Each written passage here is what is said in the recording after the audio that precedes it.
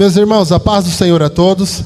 Amém. Graças a Deus por mais essa noite, essa oportunidade que Deus nos concede. Eu peço até perdão para os irmãos, saí tarde do trabalho, peguei um trânsito. Amém. Mas não poderia deixar de vir adorar a Deus aqui nesta noite. Amém. Estava ali no trânsito, mas pensando, o culto já começou. Agora os 2 hinos da harpa, agora está sendo a leitura da palavra de Deus. Isso é muito bom. Nós estamos longe, mas estamos pensando na casa do Senhor. Amém? Então vamos continuar adorando a Deus. Eu tenho certeza que nessa noite Deus vai continuar falando conosco. Cheguei aqui, nosso irmão Silas já estava dando testemunho do que Deus tem feito. E eu tenho certeza que Deus tem feito muito mais. Amém? Ainda que nós não possamos ouvir agora alguns testemunhos, mas daqui para frente, daqui no decorrer do ano, nós vamos ouvir testemunhos que Deus tem operado grandes coisas. Então continue adorando a Deus. Continue glorificando o nome do Senhor, porque a presença dEle se faz presente aqui nesta noite. Amém?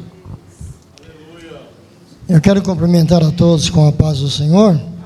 Amém, amados? Louvando a Deus pelo privilégio de, mais uma vez, poder estar aqui congregando com os irmãos, agradecendo a Deus pela vida do pastor Lucas, que nos cedeu essa oportunidade, juntamente com a nossa liderança das irmãs. Louvo a Deus por esse privilégio que o Senhor nos concede, sabendo que Deus tem um propósito em tudo isso, né? Quando das apresentações, eu ainda brinquei com o pastor Osiel, né? Que nós praticamente somos a velha guarda aqui em Guarulhos, né? Eu tive o privilégio de servir a Deus no Campo do Brás por 14 anos, e desses 14 anos, os últimos 4 anos eu já morava em Guarulhos, mas eu tinha responsabilidades com trabalho em São Paulo, então eu continuei indo para São Paulo ainda, cumprir o ministério que Deus tinha colocado em nossas mãos. Mas em 81, aí eu pedi a carta de transferência do Campo do Brás, aqui para Guarulhos. Então, portanto, agora em janeiro, completou 43 anos que nós estamos aqui em Guarulhos, tendo tido o privilégio de passar por várias etapas de trabalho, inclusive ter sido líder. No tempo não era diretor, né? Era líder, juntamente com o pastor Enos, da nossa mocidade. E nesse período, nós trouxemos a ideia de que no Brás já existia o setores de jovens, né? E aqui então nós implantamos a regional. No começo foram 5, né? E a última era São João, era a regional 5, que abrangia inclusive do outro lado da Dutra. Depois então criou-se a 6ª, que foi Parque das Nações.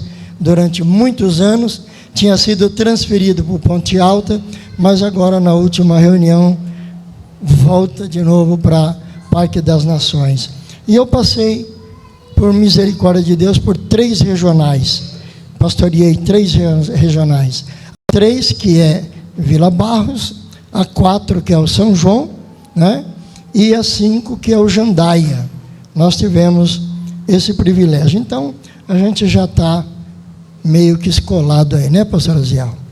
Já dá para ajudar alguns irmãos alguma coisa.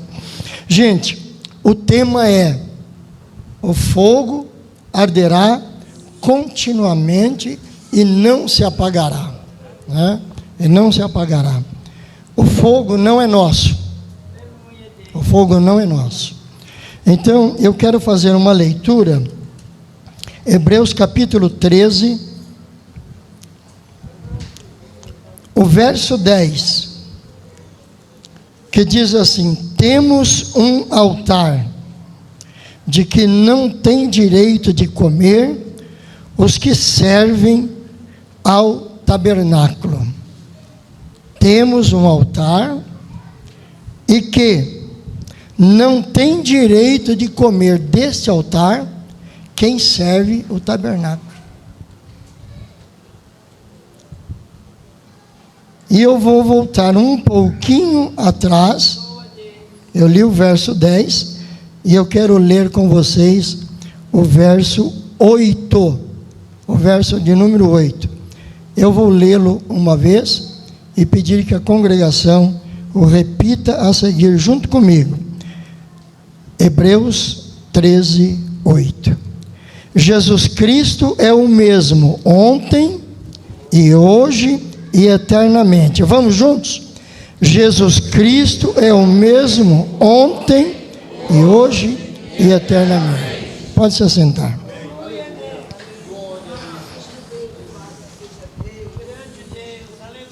O tema do trabalho dessa campanha com as irmãs, baseado em Levítico, capítulo 6, versos 12 e 13, vai falar sobre altar e sobre fogo, né?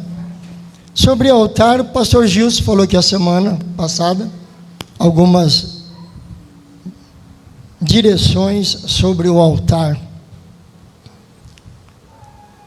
Abraão foi considerado amigo de Deus e o nosso pai na fé, porque ele entendeu que de tudo quanto Deus o abençoava, ele erigia um altar para Deus. Isso passou por várias gerações. Jacó, que era meio tribuloso, né? Aí ele está viajando, fugindo do irmão, ele passa o val de Jaboque, ali ele se deita, faz por travesseiro uma pedra, né? E ele tem uma visão, e ele vê uma escada que da terra tocava os céus, e nessa escada ele via anjos que subiam e desciam. E eu fiquei pensando, por que não é o contrário? Anjos que descem e depois sobem, né? E depois eu fui entender, porque anjos são mensageiros de Deus para servir aqueles que temem ao Senhor, né? Então ele estava servindo. Tanto é que Jacó, ele faz uma batalha com um anjo ali, e ele alcança a bênção, ele recebe a sua bênção. E o que ele vai fazer? Ele vai erigir um altar, e ele vai dizer: verdadeiramente Deus está neste lugar, e eu não sabia. Eu já extraio daqui uma lição para nós, que muitas vezes, não digo o lugar, mas a situação. Você pode estar vivendo uma situação adversa, um momento de contrariedade. O testemunho do nosso irmão Silas, né, foi muito eficaz, porque ele estava dentro de um problemão, né? Estava dentro de um problemão. Imagina ter que pagar uma dívida de 100 mil reais hoje, para nós que vivemos uma vida de trabalho sacrificial, uma luta muito grande. Como pagar 100 mil reais? Né? Isso é uma grande adversidade, mas Deus entra no negócio. Deus entra.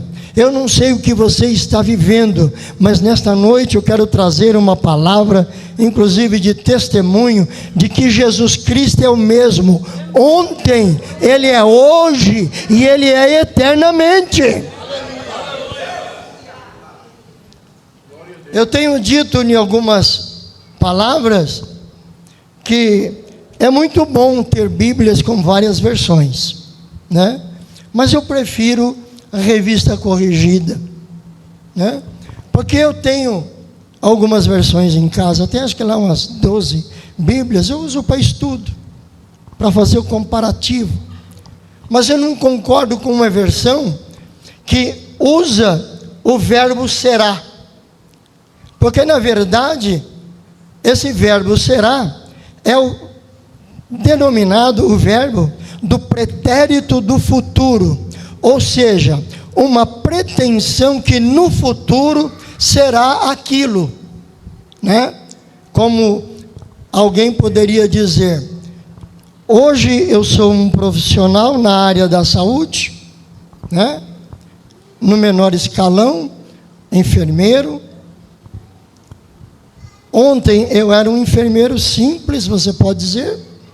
Hoje já sou um enfermeiro chefe. E poderei será um médico, será uma médica, né? Então eu não gosto dessa versão que diz que Jesus Cristo é o mesmo ontem, é hoje e será eternamente. Não, Ele é eternamente. Sabe por quê? Porque Ele mesmo disse: eu sou.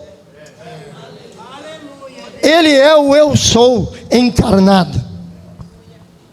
Quando os discípulos perguntaram para Ele, que Ele disse: olha, eu vou para o Pai, né? Eu vou para o Pai.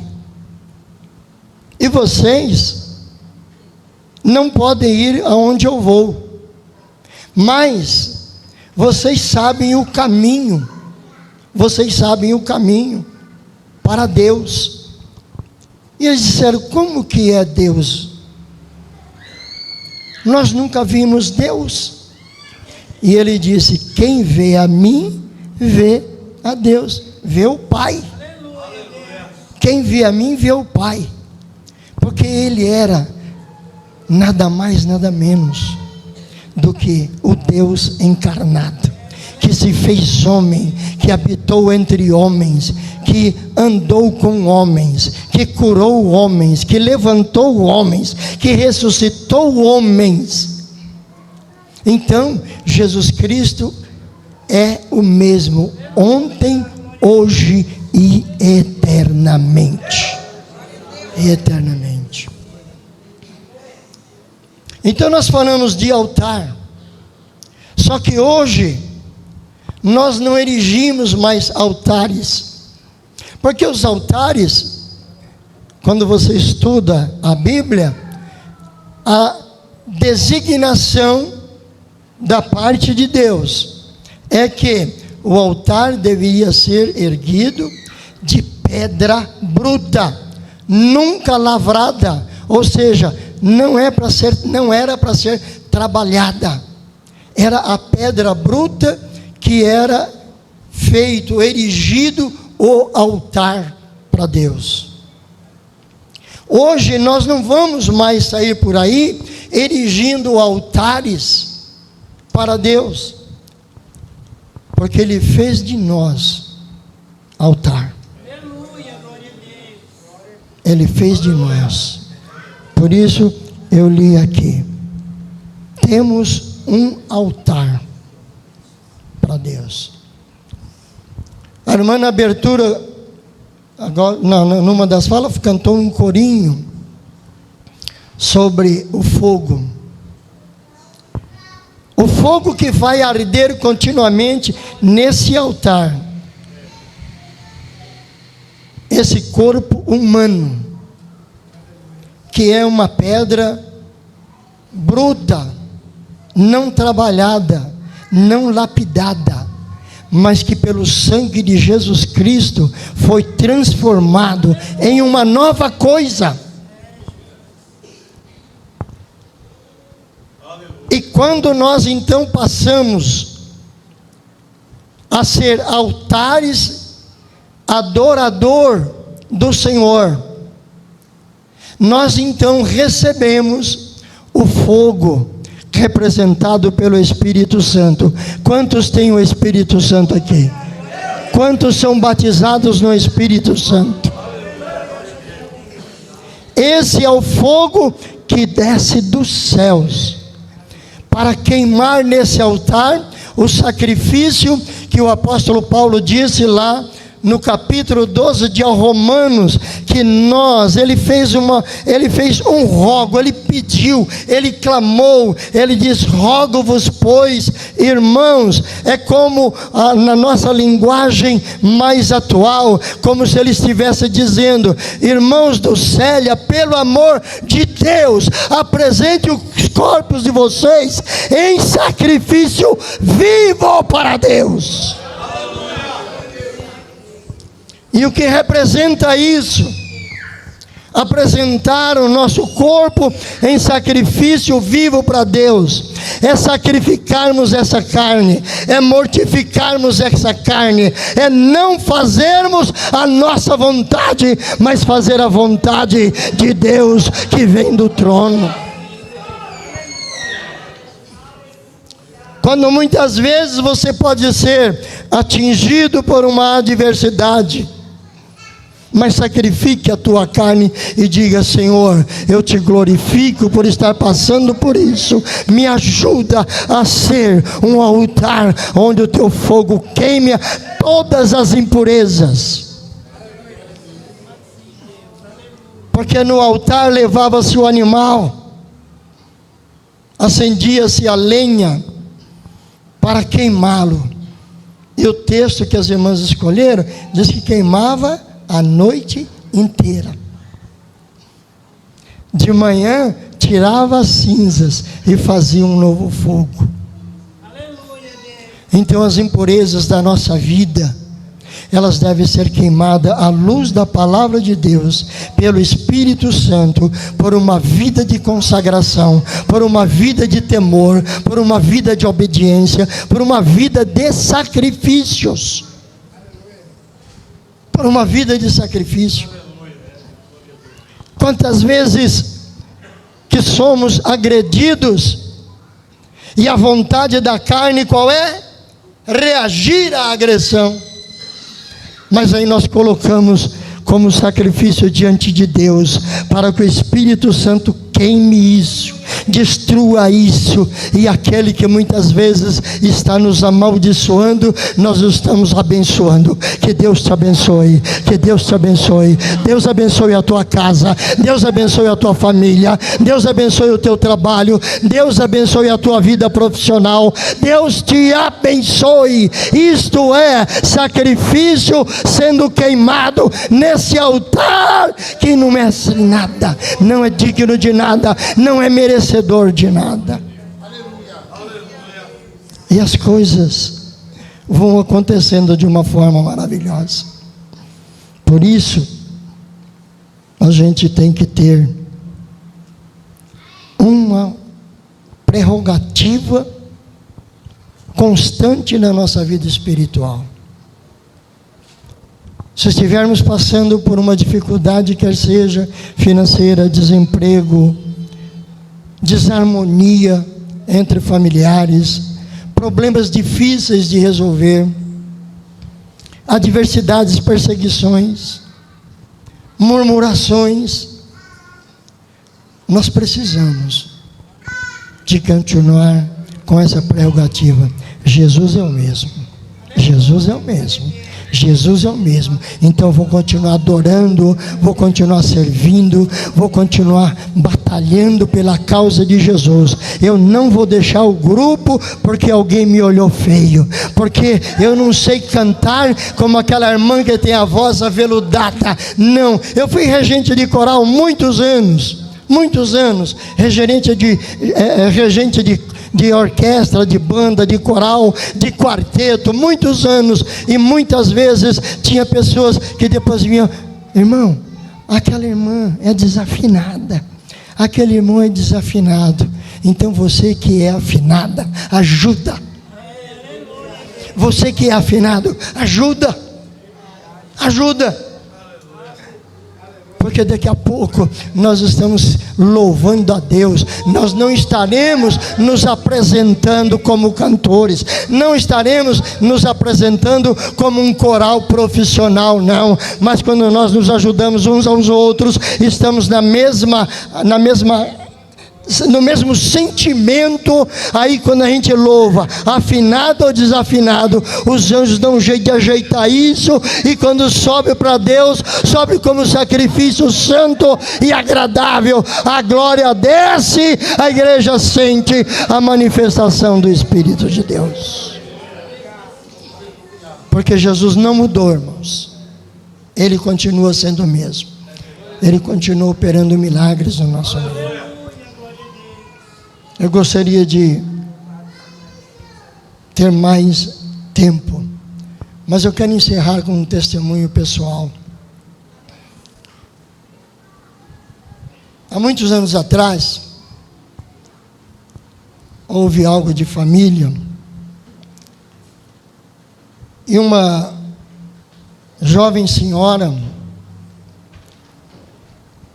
casada, com um bebê, entre 3 a 4 meses,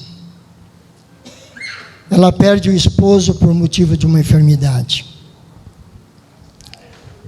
Esse moço havia passado por um processo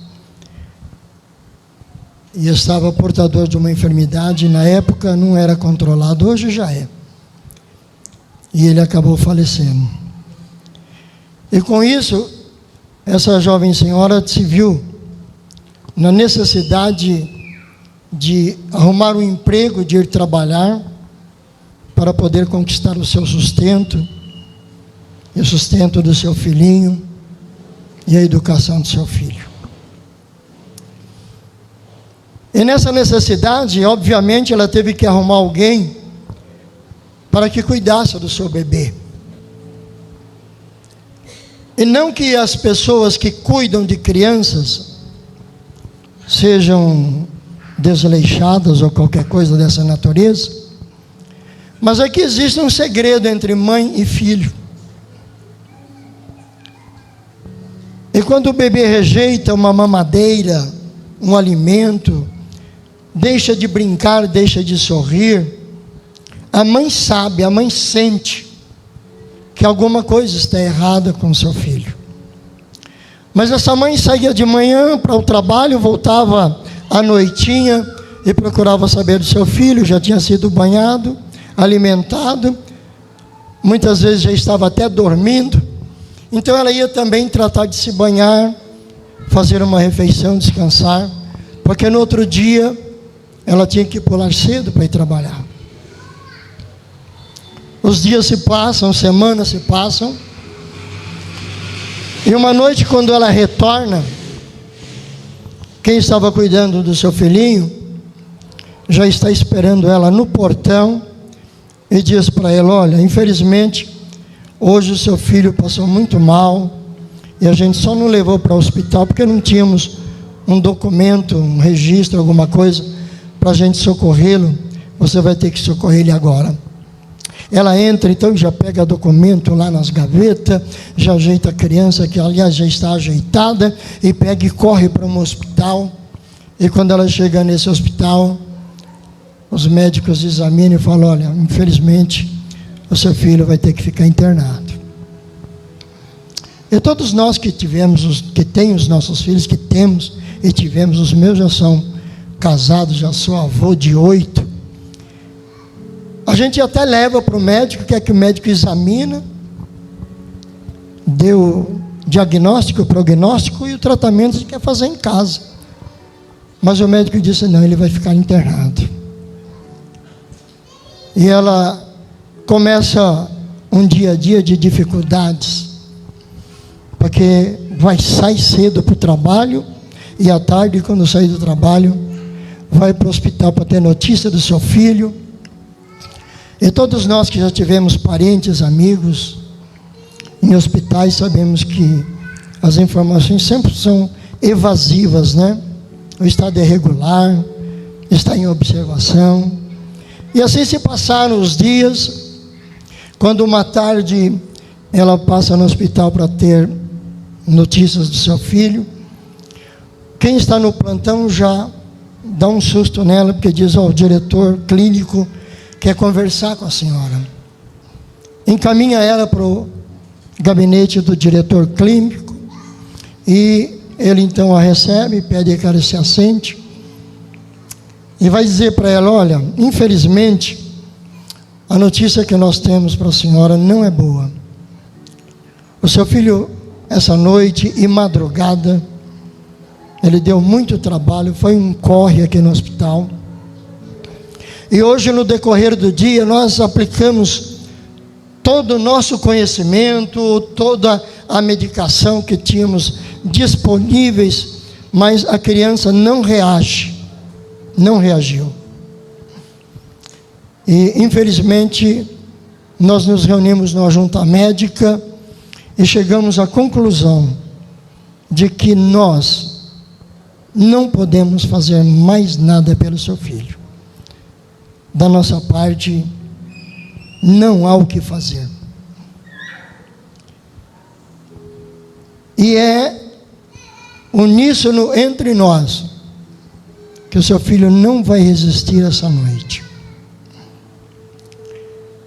E reunido com a junta médica, nós então decidimos que se a senhora quiser levar o seu filhinho para casa e ter ele consigo os seus últimos instantes de vida, a senhora não precisa nem assinar atestado de certificado nenhum. A senhora pode levar, a gente libera. Inclusive o atestado de óbito já está pronto. Ele morrendo essa noite ou na madrugada, amanhã, pela manhã, a senhora vem aqui, a gente só assina e a senhora pode sepultar o seu filho. A senhora quer levar? E ela já com a voz embargada, o rosto banhado de lágrimas, ela nem consegue falar, ela só balança a cabeça, assentindo que sim. Ele chama uma enfermeira e pede que tragam a criança. E quando trouxeram aquela criança, entregaram nos seus braços, o choque de receber aquela criança nos braços foi pior do que a notícia do desengano. Porque ela recebeu nos seus braços apenas um montinho de pele e ossos. Os seus olhinhos já estavam estáticos, parados, sem brilho algum. Não sei se alguém aqui já viu alguma vez algum defunto de olho aberto. E aquele negócio esquisito, né? Aqueles olhos parados, sem brilho, parece que fica até negros, né? Estava dessa forma. A sua narina afilada não tinha sinal de respiração mais. Ele só arfava de vez em quando. A boquinha entreaberta, os lábios ressequidos. A pele já estava colada nos ossos e com aquela cor estranha de necrose já. Ela pega essa criança nos braços e sai pelas ruas daquela cidade como se o chão tivesse desaparecido de sob seus pés. E sai caminhando, gritando, clamando. Quando ela vai chegando próximo de sua casa, alguns vizinhos que estavam sempre ali atentos, ao vê-la chegar com a criança nos braços, alguém até pergunta para ela: o médico deu alta, então ele está bem. E ela não responde nada para ninguém, ela vai adentrando a sua casa. Sua mãe estava passando aqueles dias difíceis com ela ali, então ela vai adentrando e só pede: mamãe, por favor, peça que todos se retirem, eu quero ficar a sós com meu filho. E ela adentra ao seu quarto, coloca o seu filhinho sobre a sua cama, ela volta e fala para a sua mãe: mamãe, fique em paz, eu só vou tirar um período de oração aqui com meu filho. E ela tranca a porta do quarto, e ela se joga de joelhos ao lado daquela cama, e ela começa uma batalha em oração, que ao ouvir isso eu comparei com a passagem de Jacó no Val de Jaboque, lutando com o anjo, dizendo: não te largo enquanto não me deres a minha bênção. E ela começa uma batalha em oração, e na sua oração ela vai dizendo: Senhor, o Senhor me deu esse filho, o Senhor levou meu marido há poucas semanas, e antes dele partir para a eternidade, ele falou comigo, dizendo: olha, o Senhor vai me recolher, mas eu te peço uma coisa, fica firme aos pés do Senhor, no caminho do Senhor, e cria o nosso filhinho no temor da palavra de Deus, porque eu sei que o Senhor vai me recolher, e Ele já me mostrou as delícias que será nos céus. Então eu tenho certeza que quando soar a trombeta naquele dia, eu ressuscitarei de entre os mortos num corpo glorioso. E se você permanecer firme, criar o nosso filho no temor da palavra de Deus, vocês, se estiverem vivos, receberão também um corpo glorioso, e juntos nós subiremos ao encontro do Senhor. E agora, Senhor, os médicos me dizem que o meu filho não passa dessa noite. Senhor, mas eu creio que o Senhor é o mesmo. E eu me lembro de uma viúva como eu. O Senhor ia entrando na cidade de Naim, e ela ia saindo para sepultar o filho. Mas o Senhor se dirigiu a ela e disse para ela: mulher, não chores mais. Senhor, eu sei que o Senhor é o mesmo. Enxuga as minhas lágrimas nessa noite. Senhor, quantas vezes eu ouvi também pregarem e ler essa mensagem, essa passagem. Lázaro, teu amigo, estava doente. O Senhor estava longe. As suas irmãs te mandaram chamar. O Senhor se demorou onde estava, porque o Senhor queria certamente fazer algo grandioso. E quando o Senhor voltou a Betânia, Lázaro já estava morto e sepultado há 4 dias. E as suas irmãs te disseram: Senhor, se tu estivesses aqui, o nosso irmão não teria morrido. E tu dissestes para ela: se creres, verás a glória de Deus. E o Senhor perguntou: onde que ele está? E elas disseram: Senhor, ele está no sepulcro já há 4 dias, já cheira mal. E o Senhor disse: vamos lá. E o Senhor foi, mandou rolar a pedra. E o Senhor disse: Lázaro, sai para fora. E ele saiu. Senhor, os médicos dizem que meu filho não passa dessa noite, mas eu sei que o Senhor é o mesmo. Se o Senhor chamar, ele volta à vida.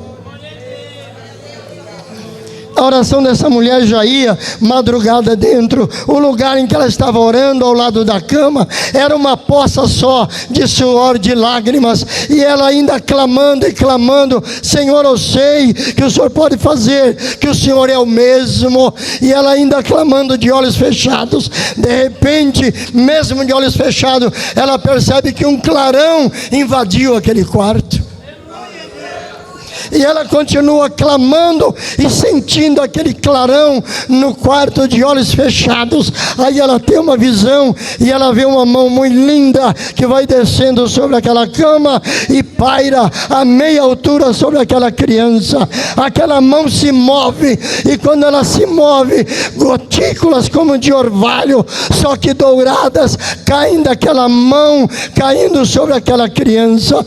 E ela está contemplando essa visão, quando de repente ela sente uma mãozinha magrinha, mirrada, tocar no seu rosto, como que enxugando as suas lágrimas. Ela abre os seus olhos e ela olha para o seu filhinho, onde estavam aqueles 2 olhinhos estáticos, sem se mover, sem brilho algum. Agora está 2 olhos se movendo, e aquele brilho dos olhos, aquela narina afilada começa a respirar, a puxar o ar, e aquela boca ressequida, ela começa a esboçar um sorriso, como que testificando: mamãe, Jesus me trouxe de volta à vida. Light o comanelis.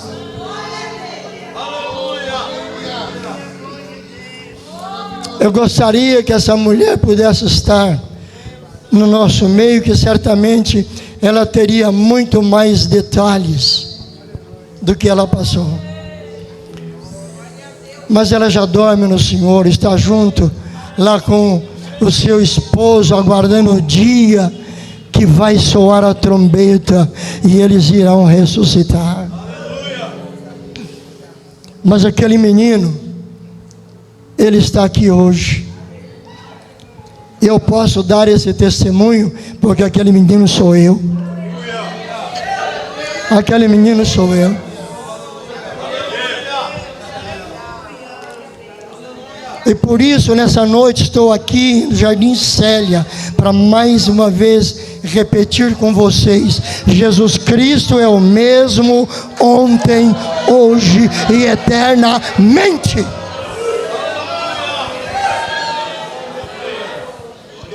Porque eu dou esse testemunho, sabe por quê? A minha mãe me contou esse testemunho dela.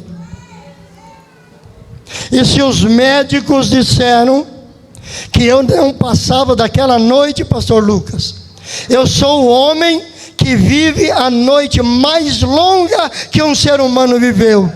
Sabe por quê? Porque se eu não passava daquela noite, a minha noite, agora no dia 28 de fevereiro, vai completar 75 anos que vivo para a glória de Deus, para testificar que Jesus é o mesmo ontem, hoje, eternamente.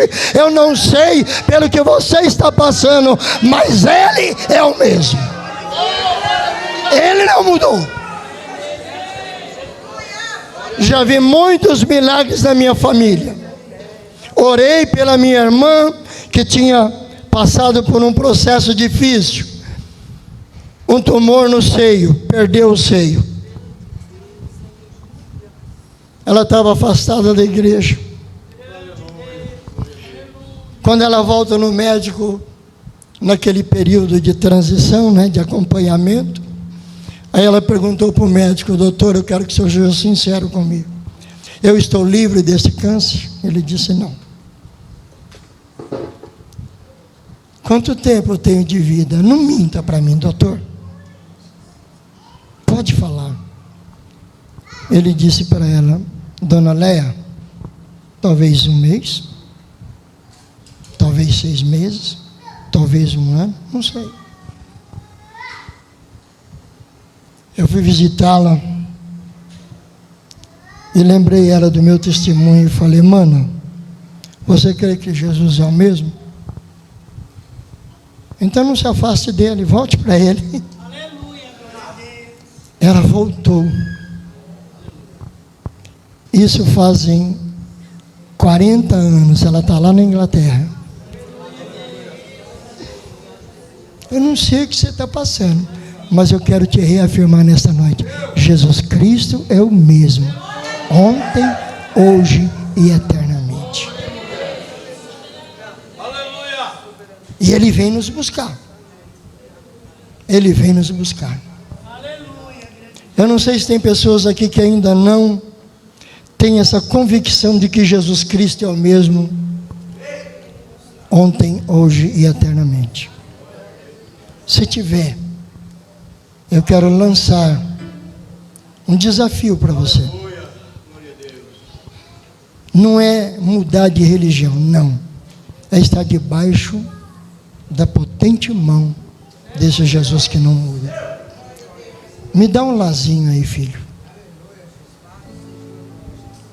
Se tiver, enquanto eu ministro esse louvor, sai do teu lugar. Alguém que estava até pensando em parar, ou esteja passando por alguma decepção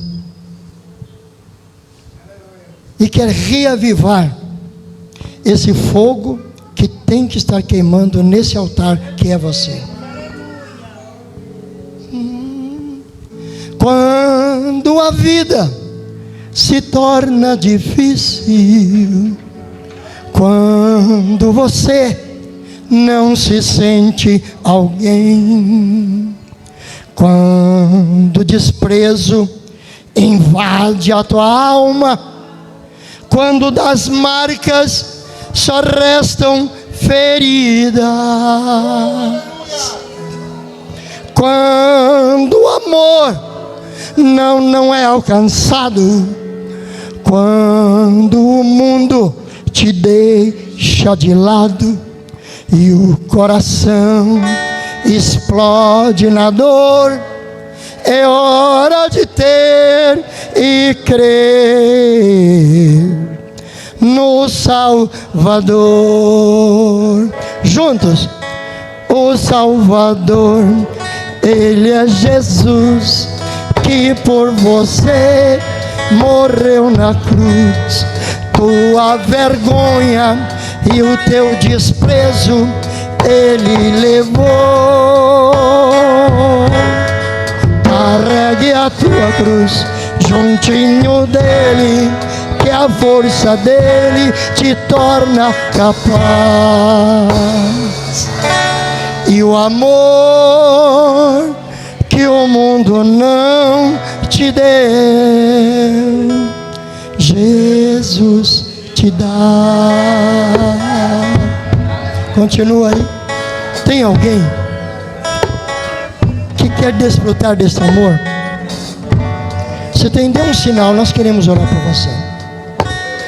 Tem alguém que está passando por dificuldades, que você imagina que não vai ser possível? Hoje é a noite desse fogo arder no altar que é você. Você não tem? Que Deus nos abençoe em Cristo Jesus.